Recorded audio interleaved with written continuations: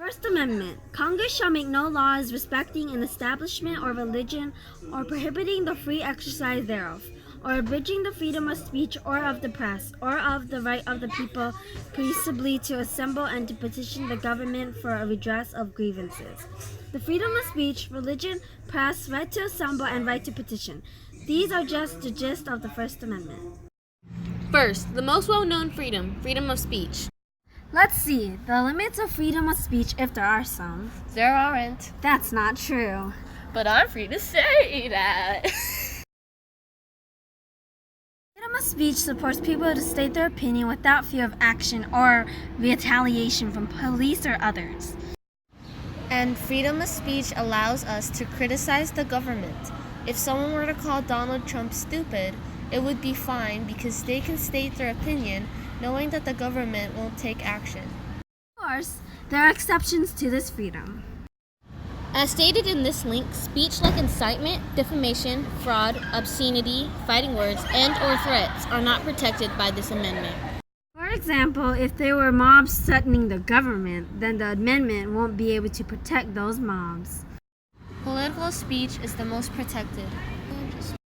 And if it's a political commercial speech, then it's fine. But if it's just a normal commercial speech, it wouldn't be as much protected than a political speech is. Hate speech is legally protected by the government, even though you'd expect it to be unprotected.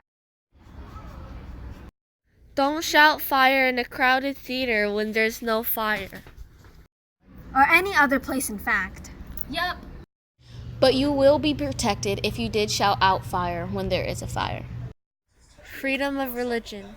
The most controversial of them all. Actually, it's not. At least it's not less controversial than the freedom of speech.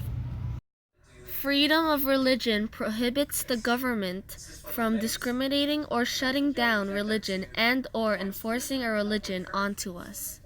The freedom of religion allows us to exercise any of our beliefs without anyone stopping us. There are some expectations, though. You can't practice your religion that goes against laws that are made. For example, it's not allowed to sacrifice someone so we can live another day. You'll get arrested if you do that. But you can still believe that sacrificing someone is needed to see another day. Public schools are not allowed to have any signs of enforcement of religion. This is because public schools are funded by the government, meaning the public school is of the government. Since the government can't reinforce religion onto us, that means public schools can't do that either. But you can still believe in a religion. For example, newspapers, magazines, and social media. Freedom of press. It's the principle of publishing news and information about the government on public media. For example, newspapers, magazines, and social media. But that doesn't mean the press can publish lies. If the press ever published untrue information about an actor, this actor can sue the press. Freedom of assembly. It's the principle of many people assembling in one place.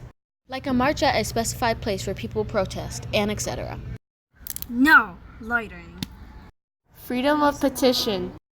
The freedom of petition is having a bunch of people to stand for a subject. For example, my building doesn't allow pets. I can make a petition for pets to be allowed in my building. If enough people agree and sign my papers, then the government will or might agree that pets should be allowed and will make it allowed. We have this freedom so we can keep the government in check and keep it from abusing their power.